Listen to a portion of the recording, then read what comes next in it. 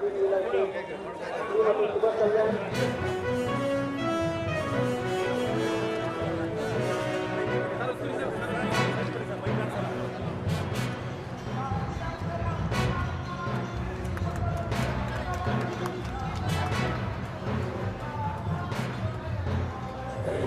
ಉದ್ದೇಶ ಹೊಂದಿದ್ದು ಅದರಿಂದಾನೆ ಕೊಂತೆಗೆ